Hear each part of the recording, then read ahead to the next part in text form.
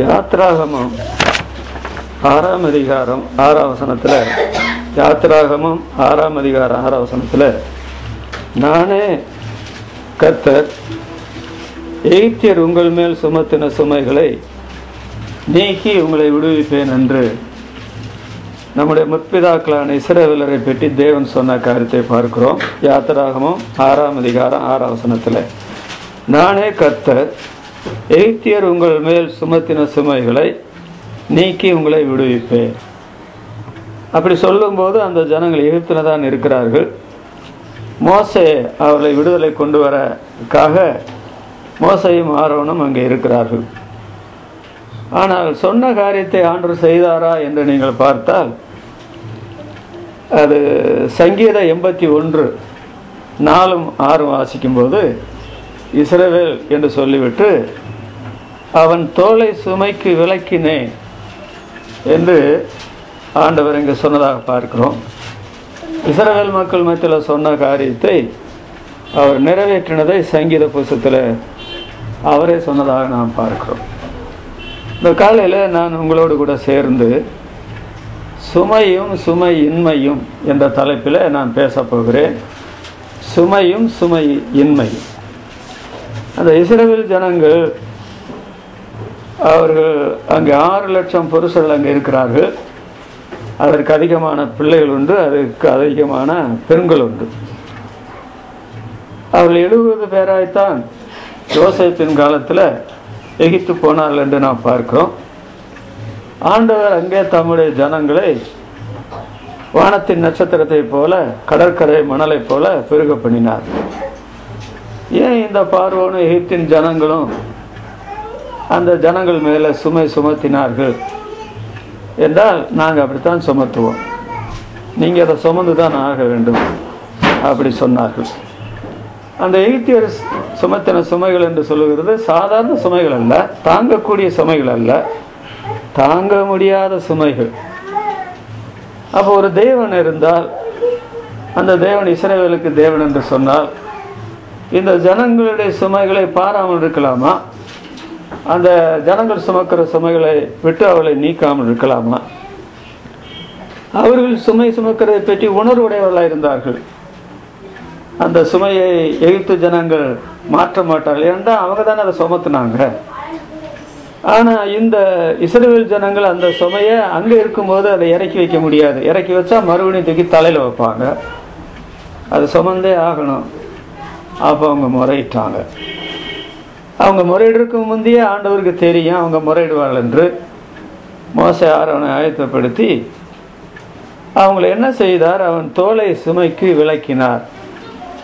அவங்க என்றைக்கு அந்த சிவந்த சமுத்திரத்தை கடந்தார்களோ, யோர்தானுக்கு வந்தார்களோ, அப்புறம் பலஸ்தீனாவுக்குள்ளே பிரவேசித்தார்களோ, ஒன்ஸ் ஃபார் ஆல், என்றைக்குமே அவர்கள் எகிப்தினுடைய சுமத்தின சுமைகளை அவர்கள் சுமக்கவில்லை.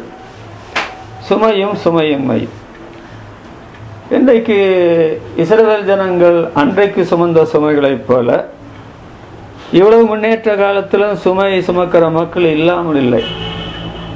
ஒட்டுமொத்த இஸ்ரவேலர் ஜனங்கள் சுமை சுமந்ததை போல இன்றைக்கு உலகத்தில் வாழுகிற ஆண்கள், பெண்கள், பெரியவர்கள், சின்னவர்கள் சுமை சுமக்கிறார்கள். அந்த சுமையை பற்றி 2 வகையாக சொல்லலாம். ஒன்று சரீர சம்பந்தப்பட்ட சுமை, தலையில் சுமக்கிற சுமை, கழுத்தில் சுமக்கிற சுமை. இன்னொன்று வேதம் சொல்லுகிற காரியம் ஆத்மாவில் சுமக்கிற சுமை. அந்த சுமையும் இன்றைக்கு உலகத்தில் வாழ்கிற மக்கள் இன்றைக்கோ நாளைக்கோ சுமக்காமல் இருக்கிறார்கள் என்று வேதம் சொல்லவில்லை. நம்மை நாம் பரிசோதனை பண்ணி பார்த்தால், நான் எப்பொழுதோ சுமந்திருக்கிறோம், சுமக்க முடியலை என்ற நிலைமையில் சரீரத்திலும் ஆத்மாவில். அதற்கு இஸ்ரவேல் ஜனங்கள் படமாக இருக்கிறார்கள். அவங்க சுமந்தாங்கல்ல, நீங்களும் நாங்கள் சுமக்காமல் இருப்போமா? அவங்களும் மனுஷர்கள், நாமளும் மனுஷர். இந்த சரீரத்தில் சுமை சுமந்தாலும் சரி, ஆத்மாவில் சுமை சுமந்தாலும் சரி, அந்த சுமையை சுமக்கிறவங்களுடைய நிலைமை என்ன ஆகும் தெரியுமா? ஏசாயா தீர்க்கதரிசியின் புஸ்தகம் 1ஆம் அதிகாரம் 14ஆம் வசனத்தை வாசிக்கும்போது, சுமந்து இளைத்து போனேன் என்று இஸ்ரவேல் ஜனங்கள் சுமந்த சுமையை ஆண்டவர் அவர்கள் மேலே சுமத்தினதுனால, இஸ்ரவேல் ஜனங்கள் ஆண்டவர் மேலே சுமத்தினதுனால அதை சுமந்து இளைத்து போனேன் என்றே சொல்றார். இந்த சிறியில் ஒருவனுக்கு எதை செய்தீர்களோ அதை எனக்கு செய்தீர்கள். அப்ப இஸ்ரவேல் சுமந்த சுமையை ஆண்டவரை சுமக்க வேண்டி வந்து போச்சு. அது இளைத்து போனேன் அப்படின்னு சொல்றாரு. அப்ப சுமை அது இளைப்பை உண்டாக்கும், ஆத்மாவிலும் சரீரத்திலும். அதோடு ஏசாயா தீர்க்கதரிசியின் புஸ்தகம் 46ஆம் அதிகாரம் 1 வசனத்துல நீங்க வாசித்தீங்கன்னா, அந்த காட்டு மிருகங்களும் நாட்டு மிருகங்களும் இந்த விக்கிரக சுமையை சுமந்து அது பாரப்படும். இளைத்து போன மிருகங்களுக்கு அது பாரமாக இருக்கும் என்று சொல்லப்பட்டது. அதாவது இஸ்ரவேல் சுமந்த சுமைகள், அதாவது இளைத்து போன நாட்டு மிருகங்களுக்கும் காட்டு மிருகங்களுக்கும் அது அவங்க சுமந்த சுமை இவங்களுக்கு பாரமாக இருக்கும்னு சொல்லியிருக்கு. அப்போ ஒன்று சுமை சுமக்கிறதுனால இளைப்பு ஏற்படுகிறது, சுமை சுமக்கிறதுனால பாரம் ஏற்படுகிறது.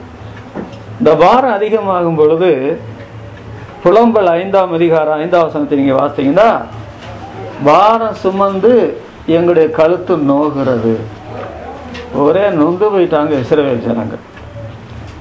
அப்போ மனிதர்கள் இன்றைக்கு சுமை சுமக்கிறார்கள் என்று சொன்னால், அது சரீரத்திலோ ஆத்மாவிலோ அந்த சுமை இளைப்பை உண்டு பண்ணும், அந்த சுமை களைப்பை உண்டு பண்ணும், அது பாரத்தை ஏற்றி வைக்கும். அந்த பாரம் அதிகமாகும் போது நம்முடைய கழுத்து இல்லாதபடி சரீரம் இயங்குமா? ஆகவே நம்முடைய சரீரத்திற்கு அது ஒரு நோவை உண்டாக்குறது.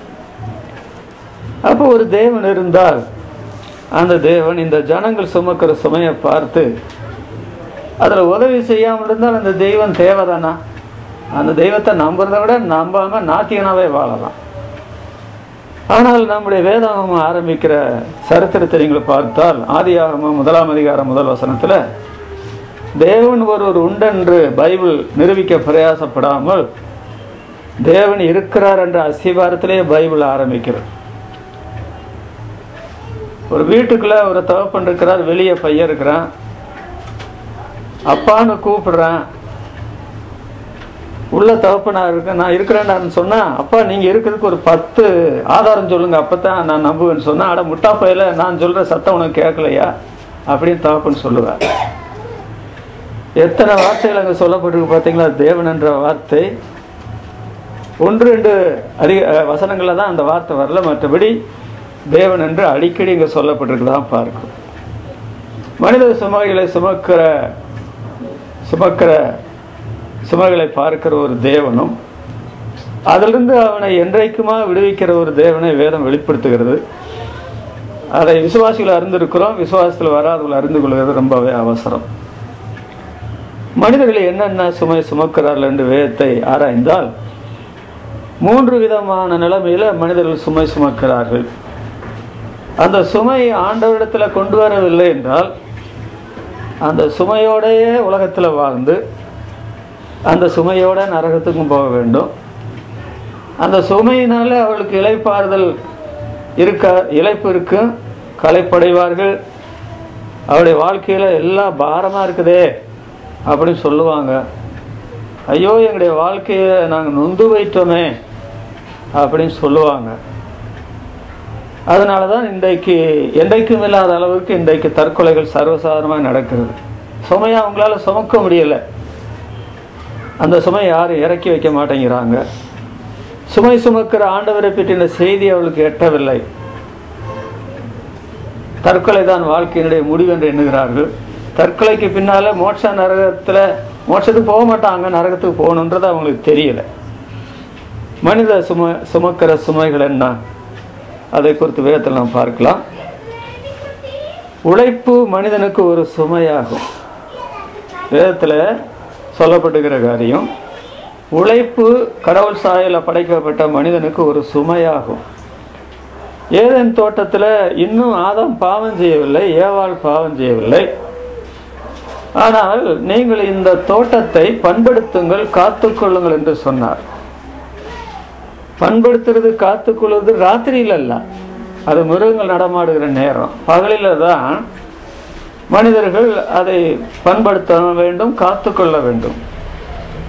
ஆனால் இன்றைக்கு மனிதர்கள் பகலையும் வேலை நேரமாக்குறாங்க, இரவையும் வேலை நேரமாக்குறாங்களே. அப்படி செய்யலாமா? அது அவர்களுக்கு சுமையாக மாட்டாதா? அப்புறம் பைபிளில் படிக்கிறோம், வானங்கள் கர்த்தருடையவைகள், பூமியையோ மனிதருக்கு கொடுத்தார் என்று சொல்லப்பட்டிருக்கிறது. ஆனால் மனுஷன் வானத்தையும் விட்டு வைக்க மாட்டேன், நான் வானத்துக்கும் போகிறேன், அங்கே ஆராய்ச்சி பண்ணுறேன், அங்கே மனுஷரை குடியேற்ற போகிறேன். அதனால் எத்தனை கோடி பணம் செலவு, எவ்வளவு அவர்களுக்கு சுமையாகிறது வேலை. இந்த விஞ்ஞானிகள் தலையை பிச்சுக்கலான்றது மாதிரி காரியங்களை செஞ்சுட்டு இருக்கிறாங்களே. அறிவு பெருத்தவன் நோவு பெருத்தவன், அதிக படிப்பு உடலுக்கு இழைப்புன்ற நிலைமை ஏற்படவில்லையா? உழைப்பு மனிதனுக்கு ஒரு சுமையாகும்.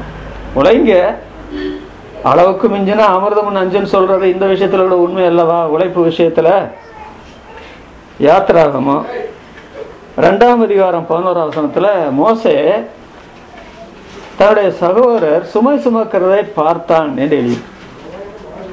ஆனா நான் சுமை சுமக்கல, நான் இப்பதான் இந்த எகிப்துக்குள்ள வந்திருக்கிறேன். ஆனா என்னுடைய சொந்த சகோதரர்கள் ஏன் இப்படி சுமை சுமக்கிறாங்க? அந்த சுமை அவர்களை விட்டு நீங்க வேண்டும். அந்த உள்ளம் இருந்ததுனால தாங்க ஆண்டு அந்த முதல் விடுதலை இயக்கத்தை நடத்துறதுக்கு மோசையை தெரிந்து கொண்டார். யாத்திராகம 6ஆம் அதிகாரம் 6ஆம் வசனத்துல நான் பார்க்கிறோமே, நானே கர்த்தர், எகிப்தியர் உங்கள் மேல் சுமத்தின சுமைகளை நீக்கி உங்களை விடுவிப்பேன் அப்படின்னு சொல்றாரு. அங்க அவர்கள் சுமந்த சுமை என்ன? ஆலோட்டிகள் வந்து அடிக்கிறாங்க. வைக்கோல் உங்களுக்கு கொடுக்கப்படுகிறது இல்லை, நீங்களே வைக்கோல் தேடணும். வேலை செய்யறதுக்கு 8 மணி நேரம்னு சொல்லி அரசாங்கம் கொடுத்துருந்தா நாங்க 12 மணி நேரம் உங்களுக்கு வேலை கொடுப்போம். ராத்திரி தான் நீங்க தூங்கலாம், பகல்ல 1 மணி நேரம் கூட தூங்கக்கூடாது. அப்படி சுமத்துனாங்களே, அது அவர்களுக்கு பெரிய சுமையாய் போயிற்று. அவங்க அதை மனசோட செய்ய முடியல, கண்ணீரோட செய்யறாங்க, அடி வேற வாங்குறாங்க. அந்த சுமைகளை நீக்கிறதற்காக ஆண்டவர் மோசேயை ஆரோனை அனுப்பினார். ஆரோனுக்கு மோசேக்கு 80 வயசு, ஆரோனுக்கு 83 வயசு, 2 கிழவர்களை அனுப்புறார் ஆண்டவர். சரி, எப்படியோ அவங்க வந்து இந்த மக்களுடைய சுமைகளை நீக்கணும் சொல்லும்போது இந்த ஆரோனையும் மோசையும் சுமக்கிறதுக்கு ஆரோன் அந்த எகிப்தின் ராஜா சொல்றான், சுமப்பாங்களா? அந்த சுமை அவர்கள் ஆண்டவர் நீக்கின வரலாறு தான் அவளை எகிப்தின் அடிமைத்தனத்திலிருந்து 10 வாதைகள் அந்த எகிப்து ராஜாவுக்கும் எகிப்தின் ஜனங்களுக்கு கொடுத்து ஆண்டவர் விடுதலை செய்தார். நம்முடைய ஆண்டவர் சிலுவையில நமக்காக வேதனைகளையும் வாதனைகளையும் சிலுவையில ஏற்றுக்கொண்டார். அப்படிதான் சொல்லணும். சாத்தான் தான் பிதாவாகிய தேவன் ஒப்பு கொடுத்தாலும் சாத்தான் அவரோட போராடினானே. அவருடைய ஞானஸ்தானத்திலிருந்து சோதனை மலையிலிருந்து சில காலம் அவரை விட்டு போனான். நம்முடைய மனித ஊனக்கண்கள் காண முடியாது. அந்தகார சக்திகள் கெத்செமனே தோட்டத்தில் மோதின போது இரத்த வேர்வை நிலத்தில் விழுந்தது, அப்படி வேதத்துல படிக்கிறோம். சரி, அந்த எகிப்தின் ஜனங்கள் ராஜா இவர் மேல சுமத்தினா, இன்றைக்கு இவ்வளவு முன்னேற்ற காலத்துல ஜனங்கள் உலகமா எகிப்து சுமத்துகிற இந்த வேலை சுமையை மாத்திரமல்ல, இவர்களே தாங்கள் சுமையை சுமத்தி கொள்றாங்க. அறிஞ்சு செய்யறாங்களா, மடத்தனமா செய்யறாங்களா, துணிகரமா செய்யறாங்களா தெரியல. ஆணும் பெண்ணும் பெரியவங்களும் சின்னவங்களும் உலகம் சுமத்துகிற சுமையை மாத்திரமல்ல, இவங்களே தாங்களே சுமையை சுமத்தி கொள்கிறார்கள். அப்படியும் பைபிள்ல வசனம் சொல்லப்பட்டிருக்கிறது. நீங்கள் ஆபகூக் 2ஆம் அதிகாரம் 13ஆம் வசனத்தை வாசித்தால், ஜனங்கள் அக்கினிக்கிரையாக உழைத்து இளைத்து போகிறது கர்த்தருடைய செயல் அல்லவோ? எந்த ஜனங்கள்? உலக ஜனங்கள். அவங்க உழைக்கிறது அக்கினிக்கிரையாக உழைக்கிறாங்க. அக்கினியில எல்லாம் எரிஞ்சு போகுது, அவர் இளைத்து போறது கர்த்தருடைய செயல் அல்லவோ? அதே ஆபகூக் 2ஆம் அதிகாரம் 6ஆம் வசனத்தில் நீங்கள் வாசித்தீங்கன்னா, ஆபகூக் 2ஆம் அதிகாரம் 6ஆம் வசனத்துல தன்னுடைய அதை அல்லாததை தன்னுடையது அல்லாததை தனக்கென்று சேர்த்து கொள்ளுகிறவன் உனக்கு ஐயோ. தன்னுடையது அல்லாது உழைத்து சம்பாதிக்கிறதும் அல்லாது இன்னொருத்தனுடையதை சேர்த்துக் கொள்கிறான், தன்னுடைய என்று சேர்த்துக் கொள்கிறான். வேதத்தின் நாயகரான தேவன் சொல்றார் அவனுக்கு ஐயோ. இதை விட கூடுதலான வார்த்தை அவனை சொல்லி சபிக்க முடியும். ஐயோ அப்படி சொல்லிட்டு அவன் தன்மேல் களிமண் சுமை அல்லவோ சுமத்தி கொள்ளுகிறான். அடுத்தவனுடைய நிலம், அடுத்தவனுடைய பொருள், அடுத்தவனுடைய மனைவி, அடுத்தவனுடைய வேலைக்காரன் வேலைக்காரி, அடுத்தவனுடைய செல்வம், அடுத்தவனுடைய வெள்ளி பொண்ணு இவைகளெல்லாம் சேர்க்கிறவன் புத்தியா சேர்க்கிறான் அப்படின்னு நம்ம நினைக்கிறோம். அதுதான் தேவன் கொடுத்த ஆசீர்வாதம் நினைக்கிறோம். ஆனால் ஐஸ்வர்யம் தேவன் சொல்றாரு உனக்கு ஐயோ அப்படின்னு சொல்லிட்டு நீ உண்மையில களிமண் சுமையை சுமத்துகிறாய். மண்ணு சுமக்கிறவங்கள பார்த்தீங்களா ரோட்ல அப்படியே கழுத்தெல்லாம் ஆடித்தான் போவாங்க. களிமண் சுமை அவ்வளோ கனமான சுமை. இன்றைக்கு பாருங்கள், என்றைக்கும் இல்லாத அளவிற்கு ஜனங்கள் உழைப்போ உழைப்பு. அது அப்படி செய்கிறாங்களா, அதனால ஏதாவது லாபம் இருக்குதா என்று அறியறதுக்கு நீங்க பிரசங்கின் புஸ்தகம் 12 அதிகாரம் முழுசும் படிக்கணும். ஒருவனுக்கு உடனடியே கிடையாது. அவன் கல்யாணம் பண்ணவும் இல்லை, பிள்ளை பரவும் இல்லை, ராத்திரி பகல கண்ணுறக்கம் இல்லாம அவன் சம்பாதிக்கிறான். இதை யாருக்கு சம்பாதிக்க, அந்த சம்பாதிக்கணும் நல்லா கூட சாப்பிடுறது இல்லையா. எத்தனையோ பிச்சைக்காரர்கள் பல ஆயிரம் ரூபா அவங்களுடைய பைக்கில் வச்சுட்டு செத்து போயிருக்கிறாங்க. மனிதனுடைய உழைப்பு என்று சொல்லுகிறது என்றைக்கும் இல்லாத அளவுக்கு இந்த நாட்களில் உழைப்பு அதிகமாக இருக்கிறது. அறிவு கூட உழைப்பு என்று சொல்லலாம். அவங்க தங்களுடைய திறமையை அதில் பயன்படுத்துகிறாங்க. ஆஃபீஸில் உட்காந்து வேலை செய்கிறாங்க, அறிவை பயன்படுத்துகிறாங்க. அங்கங்கு ஓடிய ஆராய்வார்கள். அக்கிரம விதினால அறிவு அன்பு தணிந்து போகும், அறிவும் பெருகி போகும் என்று பைபிளில் சொல்லப்பட்டிருக்கிறது. சம்பாதிக்கணும் சம்பாதிக்கணும், வீட்டை கட்டணும், வயலை வாங்கணும், இது அது ஒரு சுமை என்பதை மனிதர்கள் அறியாமல் இருக்கிறாங்க. நீங்க பிரசங்கியின் புஸ்தகம் 5ஆம் அதிகாரம் 11ஆம் வசனத்தில் வாசிக்கும் போது பொருள் பெருகினால் அதை தின்கிறவர்களும் பெருகிறார்கள். பொருள் எப்படிங்க பெருகும்? நீங்க சாதாரண நிலைமையில உழைச்சா அன்னன்றைக்கு சாப்பாடு சாப்பிட்டுட்டு படுத்து தூங்கலாம், ஏதோ கொஞ்சம் காசு இருக்கும், அவ்வளவுதான். நீங்க அதிகமா உழைச்சா நல்ல திருப்தியா சாப்பிட்டுட்டு 4 பேரையும் கவனிக்காம உங்களுக்கென்று பணத்தையும் பொருளையும் சேர்த்து வைக்கலாம். உலக மனுஷன் அப்படித்தான் செய்யறாங்க. இந்த உலக மனுஷன் இவர்களை தேடுகிறார்கள். ஆண்டவர் இந்த தேடுகிற காரியம் உலக தேட்டத்தை பற்றி சொல்றார். அந்த பொருள் என்று சொல்லுகிறது சில வேளைகளில் அது நமக்கு ஒரு சுமையாக மாறிவிடுகிறது. இப்ப நீங்க பொருள் வாங்கும்போது அது தப்பு இல்லை, அதனால சம்பாதிக்கலன்னா தப்பு இருக்குன்னு சொல்றீங்க. ஆனா நீங்க கடினமா உழைக்கும் பொழுது சரீர சோர்வடைந்து சலிப்பும் நோயும் அடைகிறான்னு பிரசங்கின் புத்தகத்தில் சொல்லப்பட்டிருக்கிறது. ரொம்ப அதிகமா வேலை செய்யும்போது சில சமயத்தில் தூக்கம் கூட பாதிக்கப்படும். இந்த பணம் பொருள் பெருகும் போது ஏற்படக்கூடிய ஆபத்து என்னென்றால், நீங்க பரலோகத்தில் சேர்த்து வைங்க, பூலோகத்தில் சேர்த்து வச்சா திருடரும் கண்ணை மட்டும் திருடுவாரு, பூச்சியும் துருவம் கெடுக்கும்னு சொல்றாரு. இந்த கெட்டு போன காரியம் நம்முடைய மனசை போட்டு பாதிக்கும், மனசமாகத்தை இருக்க முடியாது. பொருள் பெருகினால் அட நாம திங்க முடியல, நாம கஷ்டப்பட்டு சம்பாதிக்க அவன் திருண்டுட்டு இருக்கிறானேன்னு சொல்லி திங்கிறவனை பற்றி நம்ம கோவம் வரும். பொருள் பெருகினால் அதாவது தின்கிறவளும் பெறுகிறார்கள். அப்புறம் பணத்தை உண்டாக்குறதுக்கு காசே தான் கடவுளடா, எப்படியாவது நல்ல நிலைமையில கெட்ட நிலைமை காசை உண்டாக்கு. வால்பாறையில் ஒரு பெரிய பேக்கரி நடத்தி கொண்டிருக்கிற ஒரு தம்பிகிட்ட பேசிட்டு இருக்கிறேன். சார், இந்த காலத்துல பணம் இல்லாத வாழ முடியாது சார் அப்படின்னு சொல்றேன். அந்த வாலிபன், ஐயோ பணத்துல எவ்வளவு தீமை இருக்குது, அது எவ்வளவு கெடுதியான ஒரு காரியம்னு சொல்லி நேற்று உட்காந்து பேசிட்டு இருக்கும்போது சொல்றாப்ல. பண சுமையை போல பொருள் சுமையை போல கஷ்டமான காரியம் உங்களுக்கு தெரியுமா? நிறைய பொருளை வாங்கி வச்சிருக்க, சுத்தப்படுத்த முடியல, வேலைக்காரங்க சுத்தம் வைக்கிறாங்கன்னு சொல்லி வேலைக்காரங்க மேல கோபம். ஒரு வீடை விட்டு இன்னொரு வீட்டை காலி பண்ணும்போது அந்த புருஷனாவது வெளியே சுற்றி திரிவாரு. உங்களுக்கு ஏதாவது அறிவு இருக்குதா? நான் இவ்வளவு கஷ்டப்பட்டு இருக்கிறேன், வந்து இந்த பொருள் இல்லைன்னு துடைக்காம ஒழுங்கா வைக்காம இருக்கிறாங்க, வீட்டுல பெரிய ரகலையே நடக்கும். கொஞ்சம் பொருள் இருந்தா அப்படி ரகலை நடக்காது. பணத்தை சேர்த்து வைக்கும்போது என்ன ஏற்படும் தெரியுமா? பிரசங்கின் புஸ்தகம் 5ஆம் அதிகாரம் 12ஆம் வசனத்துல, செல்வ பெருக்கு செல்வனை தூங்க ஒட்டாது. ஏன் தூங்க ஒட்டாது? நாளைக்கு இந்த செல்வத்தை எப்படி இன்னும் செல்வத்தை தேக்கலாம், அல்லது எவனாவது ரைடு உள்ள வந்துருவானா, கேட்டு கதவுகளெல்லாம் கிரில் கொள்ளையில் வந்து எல்லாம் எடுத்துட்டு உள்ள இறங்கிடுவானா, இப்படி பயந்துட்டு தூங்க முடியாம கிடக்கிறார்களே எத்தனை பேர். நாம் யோவான் எழுதின சுவிசேஷம் 12ஆம் அதிகாரம் 6ஆம் வசனத்துல பார்க்கிறோம், அவன் பணப்பையை சுமந்து கொண்டிருக்கிறபடியினாலும் ஆண்டவர் அவனை பற்றி சொன்னார். பரிசுத்த ஆவியானவர் அவன் திருடன் என்று மாத்திரம் சொல்லி முடிக்கவில்லை. யோவான் அப்போஸ்தலன் மூலமாக பணப்பையில போடப்பட்டதை சுமக்கிறவன் ஆனபடியினாலும் அப்படி சொன்னார். அந்த சுமையுடைய கஷ்டம் அவனுக்கு தாங்க தெரியும். ஏனென்றால் ஆண்டோடைய நாமத்துல பணம் இல்லாத காலங்களும் இருந்தது. ஒரு அப்பங்க இருந்த சந்தர்ப்பம் உண்டு, வரி கொடுக்க ஒரு பணம் கூட இல்லாம இருக்கிறார். சில சமயத்துல ஏகப்பட்ட பணம் ஆண்டோடைய நாமத்துல வந்திருக்குது. இந்த ஸ்திரீகள் எல்லாம் தங்களுடைய ஆஸ்தியில இருந்து அவர்களுக்கு இந்த ஏராளம் தாராளமாய் கொடுத்தார். வேற யாரும் சுமக்க வேண்டாம், நானே சுமப்பேன். அந்த பணத்தினுடைய எல்லா கண்ட்ரோலையும் தான் வச்சுட்டு இருந்தேன்.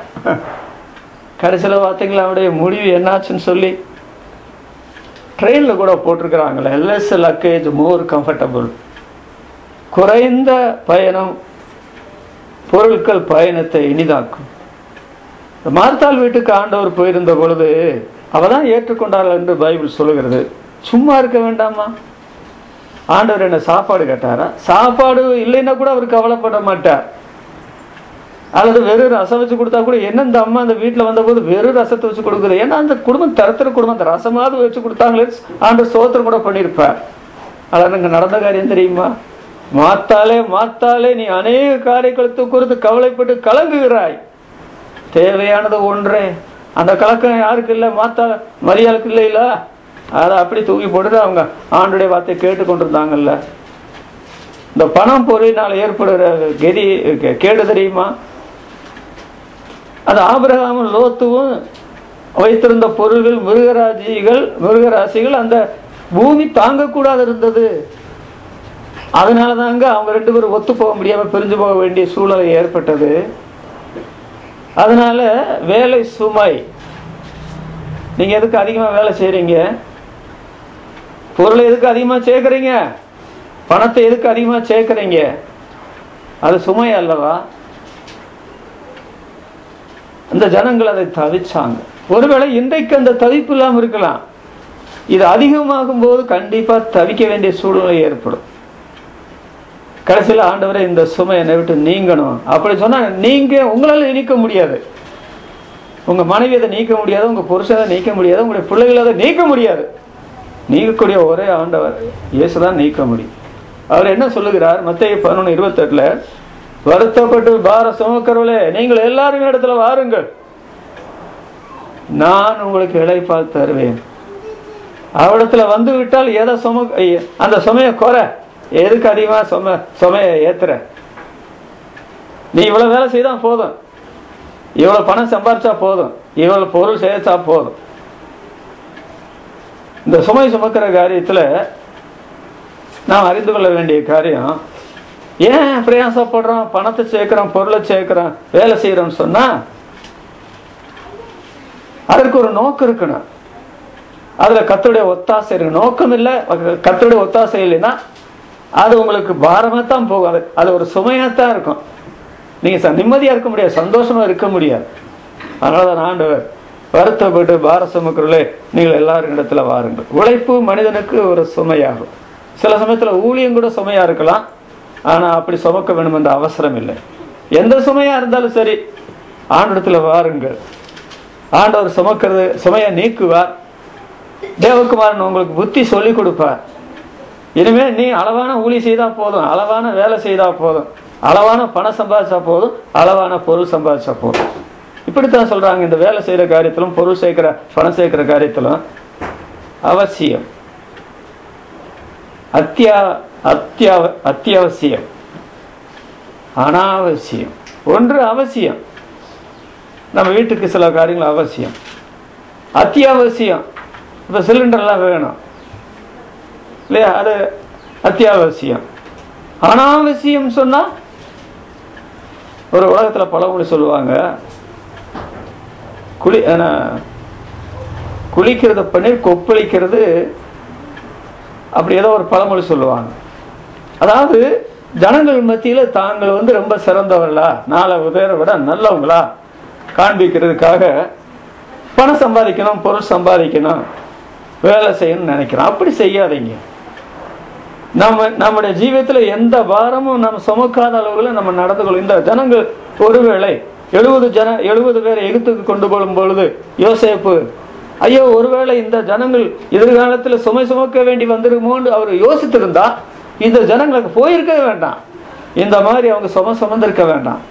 அவர் செய்த அறியாதத்தனத்தினாலதான் இந்த ஜனங்களை போய் சிக்கிக்கிட்டாங்க, சுமந்தாங்களா? எப்படியா தேவன் அவருடைய சுமைகளை மாற்றினார். இது முதல் குறிப்பு. 2வது, ஆண்டவர் சொல்லுகிறார், நான் எகிப்தியர் சுமத்தின சுமைகளை நீக்கி விடுவிப்பேன், அவன் தோலை சுமைக்கு விளக்கினேன் என்று சொல்றார். அவர் தாங்க சுமையை சுமக்கிற காரியத்தை விளக்குகிறவர், நீக்கிறவர், விடுவிக்கிறவர். 2வது மனுஷர் சுமக்கிற சுமைகள், இதுல யாரும் தவிர்க்கப்பட்டவர்கள் அல்ல. இந்த பொருள், பணம், அந்த வேலை காரியத்துல சுமக்கிறாங்க. 2வது நாம் சுமக்கிற சுமைகள் மனிதரை யாரா இருந்தாலும் சரி, பாவம், வியாதி, மரணம், இது மனிதர் சுமக்கிற சுமைகள் ஆகும். ஒத்துக்கொண்டாலும் சரி, ஒத்துக்கொள்ளாமல் போனாலும் சரி, மனிதராய் பிறந்த எல்லாரும் அவங்க வேலையில சுமக்கிறாங்க, பொருள்ல சுமை சுமக்கிறாங்க, பணத்துல பொருள் சுமக்கிறாங்க. இந்த சுமை வேண்டாங்க, இந்த சுமையோட நம்ம பரலத்துக்கு போக முடியாது, வேணும்னா நரகத்துக்கு போகலாம், அவ்வளவுதான். 2வது, பாவம், வியாதி, மரணம் மனிதனுக்கு ஒரு சுமையா? பாவம் ஒரு சுமைதானா அப்படின்னு கேட்டா, ஏசாயா தீர்க்கதரிசியின் புஸ்தகம் 1ஆம் அதிகாரம் 4ஆம் வசனத்தை வாசிக்கும் போது, ஐயோ பாவம் உள்ள ஜாதியும் அக்கிரமத்தால் பார சுமந்த ஜனமும், ஐயோனே ஆரம்பிச்சுட்டு அடுத்து சொல்லுது, ஐயோ பாவம் உள்ள ஜாதியும் அக்கிரமத்துல பாவம் சுமந்த ஜனமும், அவர் பொல்லாத சந்ததியும் கேடுள்ள புத்திரருமாய் இருக்கிறான்னு சொல்லிவிட்டு, தலையெல்லாம் வியாதியும் இருதயமெல்லாம் பலட்சியமும், அதாவது உச்சந்தலையிலிருந்து உள்ளங்கால் வரையில நொதிக்கிற ரணமும் வீக்கமும் சீழ் பிதுக்கப்படாமலும் எண்ணெயினால் ஆற்றப்படாமலும் இருக்கிறது. ஒட்டு மொத்த இஸ்ரவேல் ஜனங்கள் சொன்ன வார்த்தை தாங்க அது. இவங்க ஒரு காலத்துல சுமந்தவங்கள ஆண்டவர் விடுவிச்சுட்டார் பாவத்திலிருந்து.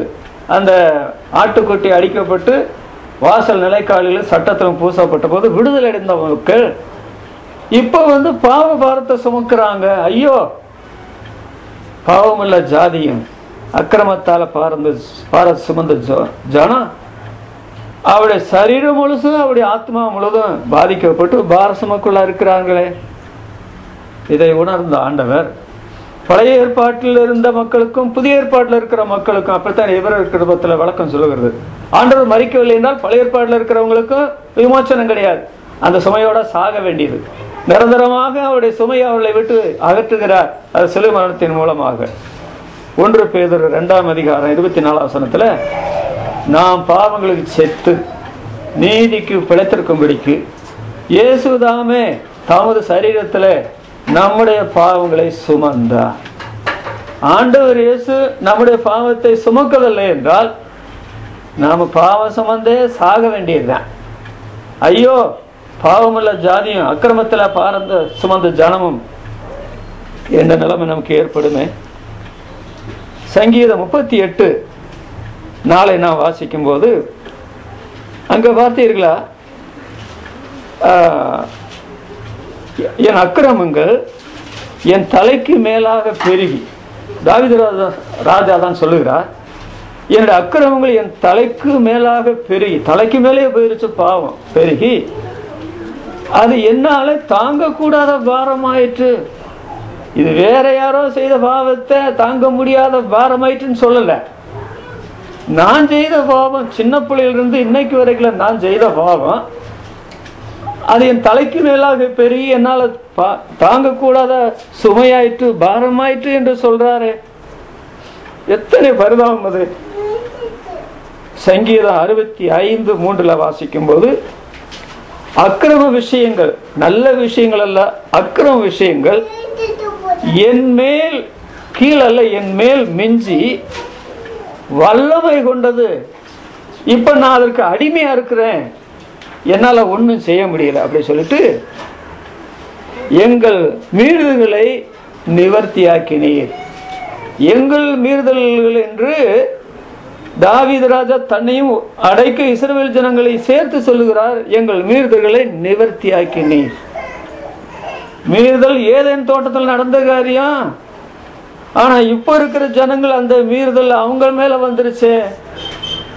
நீர் எங்கள் மீறுதல் நிவர்த்தியாக்கின்னு சொன்னா தாங்கக்கூடாத பாரம் சுமை.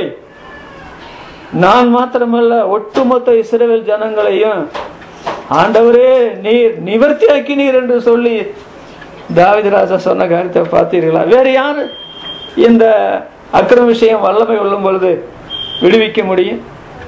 சொல்லுங்க. என் தலைக்கு மேலாக பெருகிற்று, பாரச்சுமையை போல இருந்ததுன்றதை யார் மாற்ற முடியும்? ஆண்டவர் தானே அவர்களை மாற்ற முடியும்.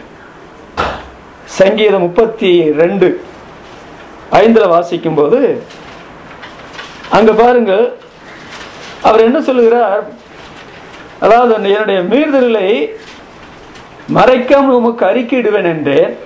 என்னுடைய மீறுதல்களை மறைக்காமல் உமக்கு அறிக்கையிடுவேன் என்றேன். தேவரீர் என் பாவத்தின் தோஷத்தை மன்னித்தீர். அப்பா இப்ப அந்த பாரசுமை ஒண்ணு கூட கிடையாது. அதனாலதான் 32ஆம் சங்கீதம் 1 வசனத்துல எவனுடைய மீறுதல் மன்னிக்கப்பட்டதோ, எவனுடைய பாவம் மூடப்பட்டதோ அவன் பாக்கியவான். எவனுடைய பாவத்தை எண்ணாது இருக்கிறாரோ, எவனுடைய ஆவியில கபடம் இல்லாது இருக்கிறானோ அவன் பாக்கியவான். பாரம் சுமக்கனுடைய கேடுபாடுகள் என்ன? பாரம் நீங்கினதனுடைய பேராசீர்வாதம் என்ன? அதை உணர்வுக்கு தேவனுடைய கிருபை வேணும். 22 வயதுல நான் சுமந்த சுமையை போல வேற யாரும் சுமந்தார்களோன்னு எனக்கு தெரியாது. நான் அவ்வளவு பாரம் சுமந்தேன். ஆனால் 1963ஆம் வருஷம் ஒரு மத்தியான வேளையில நீங்கிட்டு என் பாவபாரம் எல்லாம் நீங்கிட்டு என்று சொல்லக்கூடிய அளவிற்கு என்னுடைய சரீரத்திலும் என்னுடைய ஆத்மாவிலும் சுமந்த பாவம் முழுவதையும் ஆண்டவர் என்னை விட்டு நீக்கினாருங்க.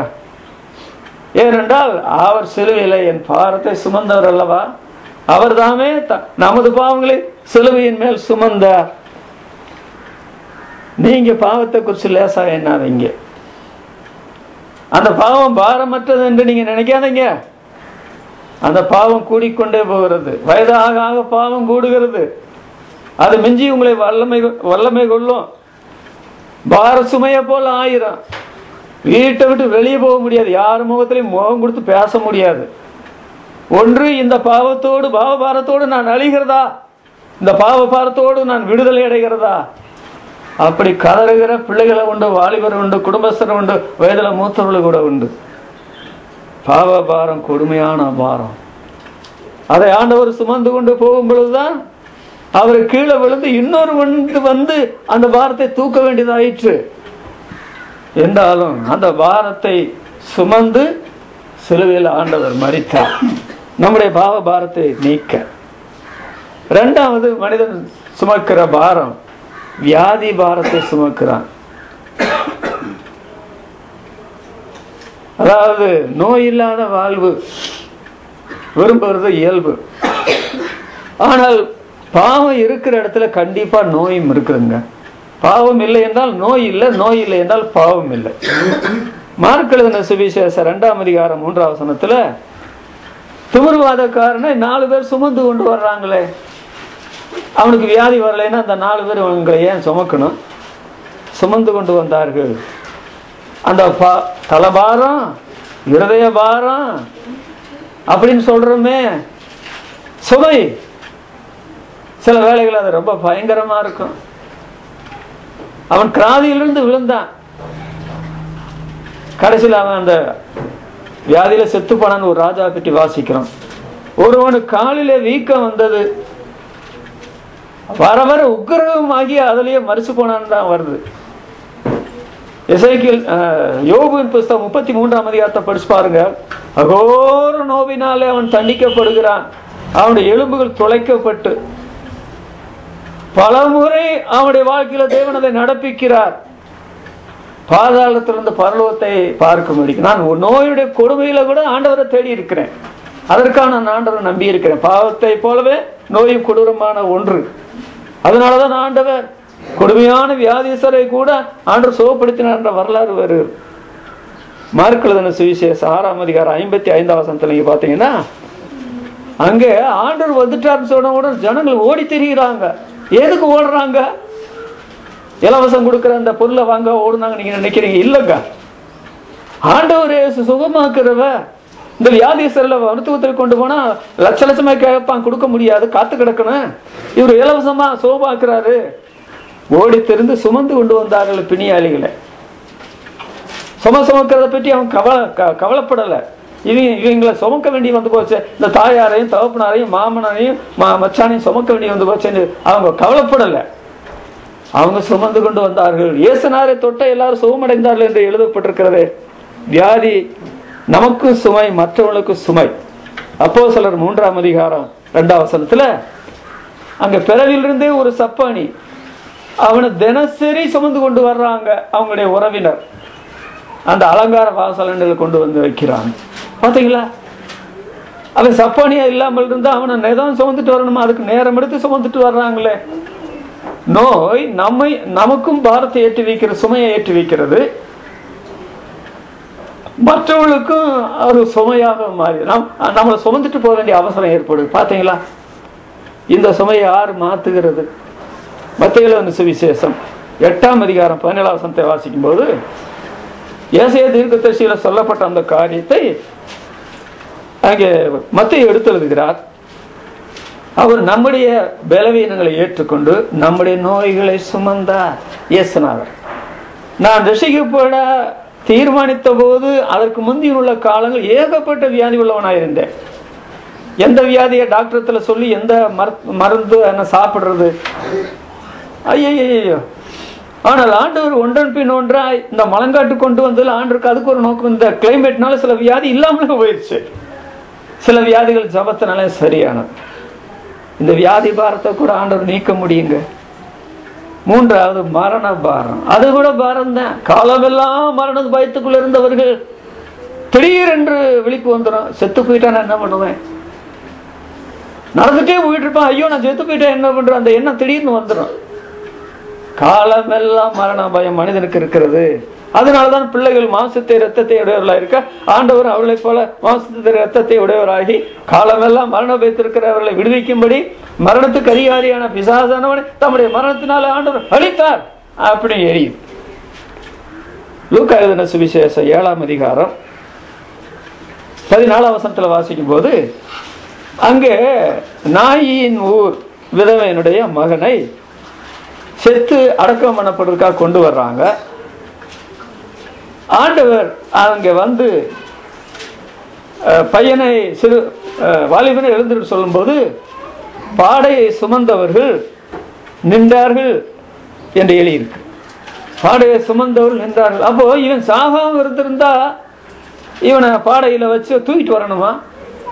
இப்ப நீங்க என்னைய உயிரோடு இருக்கும்போது லேசா தூக்கல. ஏன்னா சரீரத்தில் ரொம்ப வெயிட் குறைஞ்சாரு. 45 கிலோ இருந்தவன் இப்ப 40 கிலோ தான் இருக்கிறேன். ஏன்னா லேசா பிள்ளைங்க கூட தூக்கிடுவாங்க, அவ்வளவு பலவீனமான சரீரம். ஆனா நான் செத்து போனா என்னை உங்களால தூக்க முடியாது தெரியுமா? 4 பேர் சேர்ந்தாலும் செத்து போன என்ன தூக்க முடியாது. ஒருவேளை நம்ம ஊழியக்காரர் செத்து போயிட்டாரு, அதனால வேற யாரும் தூக்க வேண்டாம், நாங்க 4 பேர் தூக்க, நீங்க தூக்கி பாருங்க, அப்ப தெரியும். கழுத்தெல்லாம் வலி பிடிச்சுக்கிறோம், அவ்வளவு வெயிட்டுங்க இந்த செத்து போன சரீரத்துக்கு. அதனால சுமந்து கொண்டு வந்தார்கள் என்று சொல்லுகிறது சாதாரண ஒரு காரியம் அல்ல. நம்முடைய ஆண்டவர் யோவான் எழுதின சுவிசேஷம் 19ஆம் அதிகாரம் 17ஆம் வசனத்துல அவர் தம்முடைய சிலுவையை சுமந்து கொண்டு கொல்கதா என்று சொல்லப்படுகிற கபாலஸ்தலம் என்ற இடத்திற்கு புறப்பட்டு போனார் என்று சொன்னால் நம்முடைய வேலை பாரம், நம்முடைய பொருள் பாரம், நம்முடைய பண பாரம், நம்முடைய பாவ பாரம், நம்முடைய வியாதியின் பாரம், நம்முடைய மரணத்தின் பாரம், இது எல்லாவற்றையும் ஒட்டுமொத்தமாக அவர் சுமந்து கொண்டு போனார் என்றால் அது அவருக்கு தவிர வேற யாருக்கு தெரியும் அதனுடைய சுமையினுடைய பயங்கரம். அதனாலதாங்க பரிசுத்தம் உள்ள சரீரம் கூட துவக்க முடியாம அதை கீழே போட்டு மாநில உருண்டா அதை சுமக்கிறதுக்கா ஒருத்தன் வந்தான், அதில் பாக்கியம் பெற்றான்டா வரலாறுலாம் வரும். 2 கொரிந்தியர் 4ஆம் அதிகாரம் 10ஆம் வசனத்தில், நாங்கள் கிறிஸ்துவுடைய மரணத்தை எங்களுடைய சரீரத்தில் சுமந்து திரிகிறோம் என்று பவுல் அப்போஸ்தலன் தன்னையும் தன்னோடு சேர்ந்த ஊழியக்காரன் சொல்றாருங்க. இயேசுடைய சரீரத்தை மரணத்தை எங்களுடைய சரீரத்தில் சுமந்து, அந்த சுமையினுடைய பயங்கரம் அவங்களுக்கு தான் தெரியும். அதனால ஏன் இந்த சுமையை சுமக்கிறீங்க? கர்த்தருடைய வசனத்தை கேட்கிற கர்த்தரை அறியாதவர்களே அல்லது அறிந்தவர்களே ஏன் வேலை சுமை சுமக்கிறீங்க? பண சுமையை சுமக்கிறீங்க, பொருள் சுமையை சுமக்கிறீங்க, பாவ சுமையை சுமக்கிறீங்க, வியாதி சுமையை சுமக்கிறீங்க, மரண சுமையை சுமக்கிறீங்க. சுமக்க தேவையில்லை. ஆண்டவர் இயேசுவை நம்பும் பொழுது இந்த எல்லா சுமைகள் இருந்தும் ஆண்டவர் நம்மை விடுவிக்கிறார். இப்பொழுது வியாதி சுமை இல்லை, இப்பொழுது பாவ சுமை இல்லை, இப்பொழுது மரண சுமை இல்லை. என்ன போல பயந்தாங்கோலியை நீங்க தேர்ந்த கூட கண்டுபிடிக்க முடியாதுங்க ரட்சிக்கப்பட்டிருக்கு முந்தி. ஆனா 47 ஆண்டுகளுக்கு மேலாக எங்க போச்சுன்னாலும் சரி, எந்த நேரத்துல எந்த மிருகத்தை பார்த்தாலும் சரி, சில சமயத்தில் நடப்பேன்னு தனியா போவேன், அந்த முக்கில் திரும்பும் போது யானை வரும் அப்படின்னு சொல்லி சந்தேகப்பட்டு கூட போவேன். அப்படி பயந்து அந்த பக்கம் போவானா? எட்டி கூட பார்க்க மாட்டான்ல. நம்முடைய ஆண்டவருடைய அனுமதி இல்லாமல் நம்ம தலையில் இருக்கிற முடி கூட விழுகிறது கிடையாது. எல்லா பயத்தில் இருந்து, எல்லா சுமையில் இருந்து ஆண்டவர் விடுவிக்கவில்லை என்றால் அவர் தேவையில்லை. அவரை பற்றி பிரசங்க வீண். ஆண்டவர் எல்லா சுமையும் நீக்குகிறார் மனிதனுடைய வாழ்க்கையில் இருந்து, விசுவாசியுடைய வாழ்க்கையில் இருந்து. அவர் மனிதனுக்கு தேவை. இவர் இல்லாதபடி வாழ்க்கை இயங்காது. சுமையை மாற்றுவார் யாரும் இல்லை. கடைசியில் ஒரு குறிப்பு கூட சொல்லிட்டு முடிக்கிறேன். மனிதர் சுமக்கிற அடுத்த சுமை மதம், சபை மனிதருக்கு ஒரு சுமையாகும். மனிதர்கள் இதை சேர்த்து சுமக்கிறான். ஏற்கனவே சுமந்த சுமை உங்களுக்கு போதாதா? இந்த வேலை சுமை, இந்த பணச்சுமை, இந்த பொருள் சுமை, இந்த பாவச்சுமை, இந்த வியாதி சுமை, இந்த மரண சுமை சுமந்தது போதாதா? போதாது. என்ன நாங்க சுமப்போம் அப்படின்னு சுமக்கிறாங்க. மதம், சபை இதை கூட சுமக்கிறாங்க. மனிதருக்கு இது ஒரு சுமையாகும். அப்படி சொன்னா லூக்கா எழுதின சுவிசேஷம் 11ஆம் அதிகாரம் 46ஆம் வசனத்தை வாசிக்கும் போது அங்க நியாய சாஸ்திரிகளை பற்றி ஆண்டவர் சொல்லுகிறார். நீங்க ஜனங்களுக்கு சுமக்க முடியாத பாரமான, சுமக்க முடியாத அரிதான சுமைகளை சுமக்க அரிது.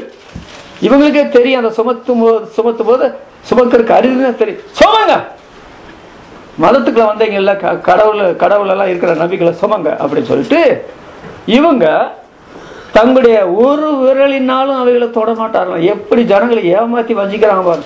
இந்த ஜனங்கள் மூட ஜனங்கள், முட்டாள் ஜனங்கள் தான் நான் சொல்லுவேன். அவங்க ஒரு விரல்ல கூட தொட மாட்டேங்கிறாங்க. சுமக்கிறதுக்கு அரிதான பாரமான சுமைகளை சுமத்துறாங்க இந்த நியாய சாஸ்திரிகள். அப்படி செய்யலாமா? ஆண்டவர் இயேசு ஒரு மதத்தை ஸ்தாபிக்க வரவில்லைங்க, அல்லது ஒரு போலியான ஒரு சபை ஸ்தாபிக்க இயேசுவானவர் வரவில்லை. மத்தேயு எழுதின சுவிசேஷம் 23ஆம் அதிகாரம் 15ஆம் வசனத்தை நீங்கள் பார்த்தால், ஒருவனை வேதபாரகரே பரிசேயரே, அவங்க என்ன மதத்துக்கு அப்பாற்பட்டவங்களா? மதத்துக்கு உள்ள வந்தவங்க, சபையில பொறுப்புள்ளவங்க. வேதபாரகரே பரிசேயரே, ஒருவனை உங்கள் மார்க்கத்தான் ஆக்கும்படிக்கு ஒரு சமுத்திரத்திலிருந்து மறு சமுத்திர வரையில தேடி போறீங்க. எவ்வளவு வேகம் பார்த்தீங்களா? உங்களுக்கு ஆர்வத்தை பார்த்தீங்களா? விசுவாசிகள் கூட அப்படி செய்ய மாட்டேங்கிறான், அவன் செய்யறான். அவனை உங்கள் மார்க்கத்தான் நான் ஆக்கின பிற்பாடு அவனை ரெட்டிப்பான நரகத்தின் மகனாக்கிறீர்கள்னா 2 நரகம் இருக்குன்னு ஆண்டவர் சொல்லல. 2 நரகம் எவ்வளவு பயங்கரமானதோ அது போன்ற ஒரு காரியம் தான் இது ஆண்டவர் சொன்னார். அப்ப மதத்துல ஆளுகளை சேர்க்கல என்ன பயன்? மதத்தை ஏசுனாரு உண்டாக்குனாரா? மதத்துக்கு ஏசுனாருக்கு சம்பந்தம் இல்லை. இன்றைக்கு இருக்கிற கிறிஸ்தவ மதம் கிறிஸ்துவால உண்டான மதம் அல்ல. அப்படித்தான் வேதத்துல நாம் சொல்லணும். மதம் என்ற வார்த்தை புறஜாதிகள் சொன்னதைத்தான் பவுல் அப்போஸ்தலன் சொன்னார். சாமி என்ற வார்த்தை கூட விசுவாசிகள் சொன்னதல்ல, புறஜாதிகள் சொன்னதாக 2 வசனங்கள் பைபிள்ல சாமின்னு மற்றவங்க சொன்னதான் சொல்லப்பட்டிருக்கு. அப்புறம் நீங்க பாத்தீங்கன்னா ஏசாயா தீர்க்கதரிசியின் புஸ்தகம் 46ஆம் அதிகாரம் முதல் வசனத்துல நீங்கள் வாசிக்கும் போது அங்க பாருங்க, அந்த விக்கிரக சுமை அது வாசிக்கலாம். ஏசாயா 46:1 வாசிங்க. ஏசாயா 46:1. ஏசாயா 46:1. பேல் பனியும் நோபா குனியும், அவைகள் விக்கிரகங்கள் காட்டு மிருகங்களுக்கும் நாட்டு மிருகங்களுக்கு சுமையாகும். நீங்கள் சுமந்த சுமைகள் இளைத்து போன மிருகங்களுக்கு பாரமாயிரும். இவங்க யாரு சுமைக்க சொன்னது? அந்த பேலையும் அப்புறம் நோவாவையும் இவங்க சுமக்குறாங்க. இது சுமைன்னு அவங்களுக்கு விளங்கலையா? சுமக்குறாங்க. இவங்க சுமந்தது இல்லாமல் எங்களால் சுமக்க முடியல அப்படின்னு சொல்லி பாவம் இளைத்து போன அந்த நாட்டு மிருகங்களுக்கு ஆட்டு மிருகங்களுக்கு உங்களுக்கு மனசுல சுமங்கன்னா அதுக்கு மேலே வைக்கிறாங்களே. இவங்க சுமையை சுமந்ததை அவங்க சுமக்க வைக்கிறாங்க. இது மத சம்பந்தப்பட்ட ஆட்கள் இன்றைக்கு செய்யலையா? நம்முடைய கிறிஸ்தவ மார்க்கத்தில் கூட சுமக்கலைங்க நினைக்கிறீங்களா? அப்போஸ்தலர் நடவடிக்கைகள் 7ஆம் அதிகாரம் 43ஆம் வசனத்தில் வாசிக்கும் போது, பணிந்து கொள்ளும்படி நீங்கள் உண்டாக்கிய இஸ்ரவேல் ஜனங்கள், தேவனால தெரிந்து கொள்ளப்பட்ட ஜனங்கள், ஒரு காலத்தில் சுமந்தவங்க, அதெல்லாம் ஆண்டவர்களை விட்டு நீக்கிட்டாரு. இப்போ பணிந்து கொள்ளும்படி நீங்கள் உண்டாக்கின மோளோகனுடைய கூடாரத்தையும் ரெம்பான் என்னும் நட்சத்திர சொரூபத்தையும், ரெம்பான் என்ற நட்சத்திர சொரூபத்தையும் சுமந்தீர்கள். பார்த்தீங்களா? பணிந்து கொள்றது அவர் உன் ஆண்டவர், அவரை நீ பணிந்து கொள். இயேசு ஆண்டவராக இருக்கும் பொருட்டு மரித்து இருந்தும் பிழைத்தும் இருக்கிறார். அதெல்லாம் நாங்கள் நம்ப மாட்டோம். நாங்கள் இந்த பணிந்து போகிற பேலையும் குனிகிற நேபாவையும் நாங்கள் என்ன பண்ணுவோம்? அதற்கு பணிவோம், அதற்கு குனிவோன்னு சொல்லிட்டு அதை சுமக்கிறாங்களே, அது புறஜாதிகள். கிறிஸ்தவ மக்கள் செய்கிற காரியத்தை பார்த்தீங்கன்னா, அது ஸ்தேவான் மரிக்கிறதுக்கு முந்தி அவன் சொல்ற அந்த பிரசங்கத்தில் அடங்கி இருக்கிறது. பணிந்து கொள்ளும்படி நீங்கள் உண்டாக்கினா மோளோகுடைய கூடாரத்தை ரெம்பானேன்னு நட்சத்திர சொரூபத்தையும் சொரூபத்தை சுமக்கிறாங்க. இன்னைக்கு வால்பாறையில் ரோமன் கத்தோலிக்காரங்க சுமந்துட்டு போறது அது எது? அந்த ரெம்பான் கூடாரம் நட்சத்திரத்தை போன்றதைத்தான் சுமந்துட்டு இருக்கிறாங்க. இயேசுநாதர் சுமந்துட்டு போறாங்க, கன்னிமரிகளை சுமந்துட்டு போறாங்க. அப்படி சுமக்கிறது சரியா என்று நீங்கள் கேட்டால், எரேமியா 10ஆம் அதிகாரம் 5ஆம் வசனத்துல அவைகள் நெட்டையா நிற்கும் அல்லது படுத்து கிடக்கும். அது நடக்கிறது இல்லையா? நடக்காததுனால அவைகள் சுமக்கப்பட வேண்டும். இல்லைன்னா இயேசுநாதர் நடந்து கூட்டிட்டு போக வேண்டியதானே? கன்னிமரியால நடந்து கூட்டிட்டு போக வேண்டியதானே? அது நடக்காது. அது மனுஷன் செய்த அது ஒரே நெட்டையா தான் இருக்கு. வாய் இருக்குன்னு பேசாது, கை இருக்குன்னு கிரிய செய்யாது, கால் இருக்குன்னு நடக்காது. பார்த்தீங்களா? இது மனிதருக்கு சுமையா இருக்கிற காரியம். இந்த சுமையினால ஆண்டவரும் சுமக்கப்படுகிறார் என்றுதான் ஏசாயா தீர்க்கதரிசியின் புஸ்தகம் 1ஆம் அதிகாரம் 14ஆம் வசனத்தில் சொல்லப்பட்டிருக்கிறது. நீங்கள் சுமந்த சுமைகளை நான் இளைத்து போனேன் அப்படின்னு சொல்லி அவங்க சுமந்த சுமையை ஆண்டவரு சுமக்கிறார் தான் அர்த்தம். இந்த சிறில் ஒருவனுக்கு எதை செய்தோ எனக்கு செய்தன்னு சொல்லும் போது நீங்க சுமக்கிற சுமை அவரையும் பாதிக்குது. அதனால நான் இளைத்து போனேன்னே ஆண்டவர் சொல்றாரு. ஆண்டவர் நம்ம சுமத்துறாரா? அப்படின்னா இப்படி சொல்லியிருக்க மாட்டாரு. வருத்தப்பட்டு பார சுமக்கிறவர்களே நீங்கள் எல்லாரும் இடத்துல வாருங்க. தியேத்திரா சபைக்கு ஆண்டவர் சொல்றத பாத்தீங்களா? வெளிப்படுத்தின விசேஷம் 2ஆம் அதிகாரம் 24ஆம் வசனத்துல, வேறொரு வார்த்தையை நான் உங்கள் மேல சுமத்த மாட்டேன். நான் சுமத்துகிறவர் அல்ல, உங்களுடைய சுமையை நான் உங்களை விட்டு நீக்குகிறவர். எகிப்திய சுமத்தின சுமையா அல்லது நீங்களே உங்களை அறியாமலோ துணிகரத்தினால நீங்க உங்கள் மேல சுமத்தின சுமையா? அந்த சுமையினுடைய வேதனை நீங்கள் உணர்ந்தால் வேறு யாரும் இந்த சுமையை அகற்ற முடியல, நானும் இந்த சுமையை அகற்ற முடியல என்று சொன்னா நான் உங்களுக்கு அகற்றுகிறேன் என்று சொல்லி ஆண்டவரை அகற்றுகிறாரே. அதை அகற்றுகிறார் அல்லவா? சில வேளைகள்ல விசுவாசத்துல வருகிறதற்கு முந்தி இந்த சுமை சுமக்கிறவங்க, சபை சுமக்கிறவங்க, சபையை போலி சபையை சுமந்தாலும் சரி, அல்லது பேர்கிறிஸ்தவ சபையில உள்ள அந்த சடங்காச்சாரங்கள் பழக்க வழக்கங்கள், அதாவது அவங்க விரலாலும் தொடாத சுமக்கிறதுக்கு அரிதான சுமைகளை உங்களை மேல சுமத்தினா நீங்க அதை விட்டு வெளியே வந்தா தான் ஆண்டு உங்களுடைய சுமையை நீக்குவார். நாம் என்ன வாசிக்கிறோம்? அப்போஸ்தலர் நடவடிக்கைகள் 2ஆம் அதிகாரம் 10ஆம் வசனத்திலையும் 6ஆம் அதிகாரம் 5ஆம் வசனத்தில் வாசிக்கும் போது அங்க என்ன பார்க்கிறோம்? யூத மார்க்கத்து அமைந்தவர்களும் பெந்தேகோஸ்தின் நாளிலே பரிசுத்த ஆவியானவர் வந்து அவர்கள் எல்லாரும் கலிலேயராக இருந்தும் நம்முடைய ஜென்ம பாஷையில தேவனுடைய மகத்துவங்களை பேசுகிறார்களே என்று பேசின காரியத்தை 19 பாஷை பேசக்கூடிய ஆட்கள் அங்க வந்திருந்தாங்க.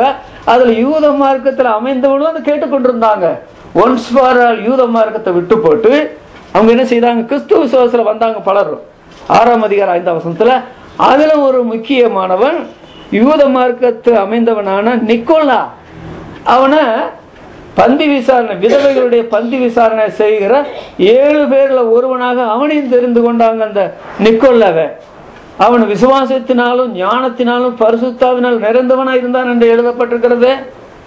இந்த போலி சபை என்று சொன்னேனே, அது என்ன போலி சபை? அதான் கலாத்திற்கு நிருபத்தில் பவுல் அப்போஸ்தலர் சொல்கிறார், வேறொரு சுவிசேஷம் இல்லையே. அவர்கள் உங்களை கலகப்படுத்தி உங்களை சத்தியத்துக்கு புறம்பாக்க விரும்புகிறார்கள். நீங்கள் நன்றாய் ஓடினீர்கள், உங்கள் ஓட்டத்தை தடை செய்தவனா யார்? உங்களை மயக்கினவன் யார்? நீங்கள் கிறிஸ்துவை விட்டு பிரிந்து கிருபை என்று விழுந்தீர்கள். நீங்கள் தேவதூதனை போலவும் கிறிஸ்தியேசுவை போல ஏற்றுக்கொண்ட என்ன இப்ப நீங்க புறக்கணிச்சிட்டீங்க. கிறிஸ்து உங்களுக்கு இல்ல, மறுபடியும் கற்ப வேதனை பட வேண்டி இருக்கிறது. நாங்கள் உங்களுக்காக பட்ட பிரயாசம் வீணாய் போயிட்டா? நாட்களையும் மாதங்களையும் வருஷங்களையும் பார்க்கிறீர்களே, நீங்கள் ஒருவருக்கொருவர் கடித்து பட்சிக்கிறீர்களே, நீங்கள் உங்களுடைய மாம்சத்தை குறித்து மேன்மை பாராட்டுகிறீர்களே என்று சொல்லி போடு என்று போட்டு அவளை மறுபடியும் சரியான ஆரோக்கியமான உபதேசத்தில் கொண்டு வரார். அவங்க மறுபடியும் அடிமைத்தனத்துக்குள்ள போக விரும்பினாங்கன்னு சொல்லி பவுல் அப்போஸ்தலர் சுமையை அவங்க தலைமையில சுமைத்து வைக்க பார்த்தாங்க. அந்த நியாயப்பிரமாண போதகர்கள் நியாய பிரமாணம் என்ன சொல்லுகிறது என்று, என்ன செய்கிறது என்று அறியாமல், அதாவது தாங்கள் சொல்லுகிறது என்னதென்று தாங்கள் செய்கிறது என்னதென்று அறியாமல் நியாயப்பிரமாண போதகர்களாக இருக்க விரும்புகிறார். அவருடைய பிரசங்கத்தை கேட்டு உள்ள போலான்னு விரும்பினாங்களே, அவங்க யாரு? அடங்காதவங்க, வீண் துவைச்சுக்காரர், மனதை மயக்கிறவங்க, முழு குடும்பத்தையும் கவுத்து போடுறவங்க. அதாவது இச்சைக்காக, அதாவது சுய லாபமான இச்சைக்காக முழு குடும்பத்தை கவிழ்த்து போடுறவங்க, அநீதியான காரியத்துக்காக, பொருளுக்காக என்று தீத்து 1ஆம் அதிகாரத்தில் சொல்றார். இன்றைக்கு இந்த போலியான மார்க்கமும் இந்த போலியான கிறிஸ்தவ சபைகள் சிலுவை சுமந்துட்டு போறாங்க, மலை மேல ஏறிட்டு. யார் உங்களுக்கு சிலுவை சுமந்துட்டு மலை மேல ஏறி போ சொன்னது? சரி, இன்னைக்கு நடக்குதா இல்லையா? ஏன் சுமக்கிறீங்க? அருமை ரட்சகர் எல்லா சுமையை நீக்கிட்டார்னா நம்மை போல சுதந்திரம் உள்ளவர்கள், நம்மை கிறிஸ்து உண்டாக்கின சுதந்திரம் சுயாதீனத்தில் நிலைத்திருங்கள் என்று சொல்ற, நம்மை அடிமைப்படுத்தக்கூடிய ஒரு காரியம் உலகத்தில் கிடையாதுங்க. அந்த நிலை பெருமான் இயேசு சிலுவையில நம்முடைய பாவத்தை, நம்முடைய நோயை, நம்முடைய மரணத்தை, நம்முடைய வேலை பலுவை, நம்முடைய பொருள் பலுவை, நம்முடைய பண பொருளை, அதாவது சுமையை, இன்னொன்று மார்க்க சுமையை, போலி சபை சுமை, எல்லாவற்றையும் ஆண்டு சுமந்துட்டார். நான் என் சபையை கட்டுவேன் என்று சொன்னாரு. அந்த ஒரு சபையில சேர்ந்த மக்கள் எந்த சுமையும் சுமக்கவில்லை. அவர்கள் சமாதானம் பெற்று பக்தி விருத்தி அடைந்து பரிசுத்தாவியானோட நடந்து பெருகினார்கள். அவருடைய இனத்தார் இந்த பாவத்தை செய்யும்படி வாங்க, நீங்க முந்தி இந்த பாவத்தை செய்தவங்க தானே அப்படின்னு சொன்னாலும் அந்த துன்மார்க்க உலையில விழாமல் அவர்கள் அதிலிருந்து பரிசுத்த வாழ்க்கை செய்தனால ஆச்சரியப்பட்டார்கள் என்று எரியும். அதனால உழைப்பு, பாவம், வியாதி, மரணம், மதம், போலி சபை இந்த சுமைகளை நீக்கி விடுவித்திருக்கிறார். ஆனால் இன்றைக்கு விசுவாசிகளான தேவ ஜனங்கள் மறுபடியும் இந்த சுமைக்கு போறாங்களா? ஒரு வசனம் படிக்கலாமா? ஏசாயா தீர்க்கதரிசியின் புஸ்தகம், அதோட முடிக்கிறேன். ஏசாயா தீர்க்கதரிசியின் புஸ்தகம் 14ஆம் அதிகாரம் 25ஆம் வசனத்தில் அதை பார்க்கிறோம். அது இன்றைக்கு பின்வாங்கி போறவங்களுக்கு ஒரு அருமையான செய்தி அதில் இருக்குது. 14ஆம் அதிகாரம் 25ஆம் வசனத்துல, அசீரியனை என் தேசத்துல முறித்து அவனை ஒரே முறையை முறிச்சிருவார், என் மலைகளின் மேல் அவனை மிதித்து போடுவேன். அசீரியன் அவனை வேற யாரும் மிதிக்க முடியாது, வேற யாரும் அவனை முறிக்க முடியாதுங்க. ஆனால் அசீரியனை விட பலசாலியான தேவன் என் தேசத்துல முறித்து என் மலைகள் மேல அவனை மிதித்து போடுவேன். அப்பொழுது அவனுடைய நுகம் அவர்கள் மேலிருந்து விலகி அவனுடைய சுமைகள் அவன் தோளிலிருந்து நீங்கும் அப்படின்னு சொன்னா, ஒரு சுமை எழுத்துல சுமந்தது பத்தாதா? அதனுடைய வேதனையை பத்தாதா? இப்போ அசிரியன் இங்க வந்துட்டான். யாரு? பலஸ்தீனா, பாலும் தேனும் ஓடுகிற ராஜ்யம், தேவனை பார்த்து வைத்த தேசத்துல, சிங்காரமான தேசத்துல உட்கார்ந்து இருக்கிறாங்க. இவங்க போய் அசிரியனுக்கு சும சுமக்கிறேன். ஆனா சுமந்தாங்க. இன்றைக்கு அப்படித்தான விசுவாசிகள் எத்தனை பேர் விசுவாசிகளை சுமக்கிறாங்களே. எதுக்குங்க விசுவாசிகளை சுமக்கிறீங்க? அந்த சுமைக்கு ஆண்டவருக்கு என்ன சம்பந்தம் இருக்குது? ஆண்டவர் அசீரியனை முறிப்பார். அவனை அங்க என்ன சொல்றது? அவனை முறித்து அவனை மிதித்து போடுவார். அவனை என்ன செய்வார்? அவனுடைய சுமையை அவர்கள் தோளிலிருந்து நீங்கும். ஆண்டவர் நீக்கி போடுவார். பரலோகம் போகும்பொழுது ஒரு சுமை இல்லாத உள்ள போயிடுவான்.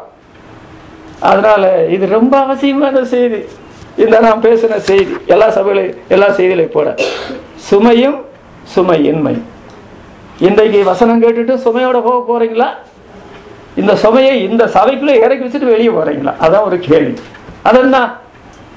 இனி நான் செய்ய வேண்டிய வேலையைத்தான் செய்வேன், அப்புறம் சேர்க்க வேண்டிய பொருளைத்தான் சேர்ப்பேன், சேர்க்க வேண்டிய பணத்தை தான் சேர்ப்பேன்.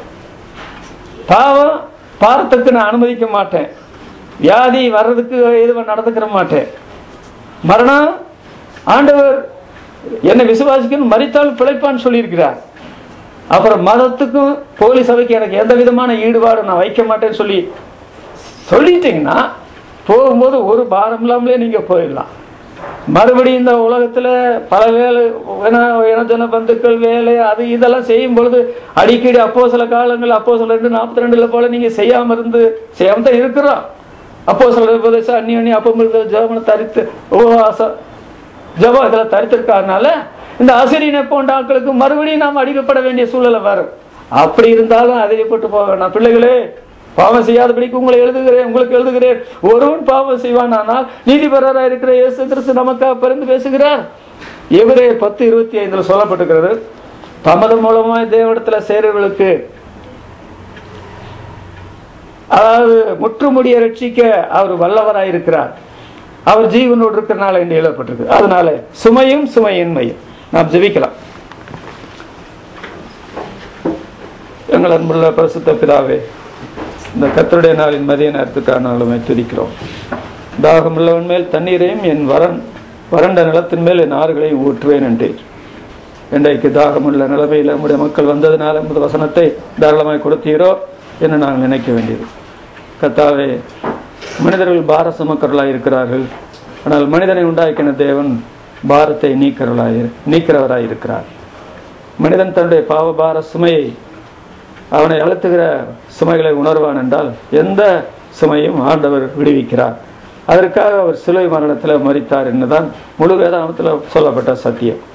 இன்றைக்கு எங்களை போன்ற மனிதர்கள் எத்தனை பேர் பொருள் சுமை, பண சுமை, வேலை சுமை, பாவ சுமை, வியாதி சுமை, மரண சுமை, அதோட மார்க்க சுமை, போலி சபை சுமையை சுமக்கிறார்கள். ஏசப்பா, இஸ்ரவேல் ஜனங்களுடைய எல்லா சுமைகளையும் நீக்கினதை போல, ஆண்டவரை விசுவாசித்திருக்கிற எங்களுடைய எல்லா சுமைகளையும் நீக்கினதை போல இந்த சுமக்கிற மக்களை நீர் விடுவித்து சுமையற்ற மக்களாய், விடுதலை உள்ள மக்களாய், பார சுமக்காத மக்களாய் நீர் ஆசீர்வதிக்க உம்முடைய சிலுவை மரணமே போதுமே. உம்முடைய சிலுவை மரணத்தை நோக்கி பார்க்கிற மக்களுக்கு இந்த பாரத்திலிருந்து நீர் இன்றைக்குமாய் விடுதலை தந்து நீர் அவர்களை நடத்த வேண்டும் என்று நாங்கள் வேண்டிக் கொள்கிறோம். மறுபடியும் நாங்கள் இந்த சுமை சுமக்கிற காரியம் எங்களுடைய வாழ்க்கையில பற்றி பிடிக்காதபடி கர்த்தாவே, ஏற்கனவே நீர் எங்களுக்கு சுமை சுமந்து எங்களை சுமையிலிருந்து விடுதலை செய்ததுனால இதற்கு நன்றியோடு வாழ்ந்து எங்களுடைய விசுவாச வாழ்க்கையை முடிக்க ஆண்டவரே எங்களுக்கு நீர் கிருபை பாராட்ட வேண்டும் என்று ஜெபிக்கிறோம். தந்தமுடைய வசனத்துக்காக ஸ்தோத்திரம். கேட்டமுடைய மக்களை ஆசீர்வதியும். இந்த நாள் முழுவதும் எங்களை காத்துக்கொள்ளும். மீட்பர் நாமத்தில் வேண்டுகிறோம் பிதாவே, ஆமென். என் ஆத்மாவே கர்த்தரை ஸ்தோத்திரி, உலகமே பரிசுநாமத்தை ஸ்தோத்திரி. என் ஆத்மாவே கர்த்தரை ஸ்தோத்திரி, அவர் செய்த சகல உபகாரங்களை மறவாதே. ஆமென். பிதாவாகிய தேவனுடைய அன்பும் நம்முடைய கர்த்தராகிய இயேசு கிறிஸ்துவினுடைய கிருபையும் பரிசுத்த ஆவியானுடைய அன்பும் சகாயமும் நம் அனைவரோடும் உலகெங்கிலும் உள்ள மேய்க்கிஸ்தவ மக்களோடும் என்றைக்கும் இருப்பதாக. ஆமென். ஸ்தோத்திரம்.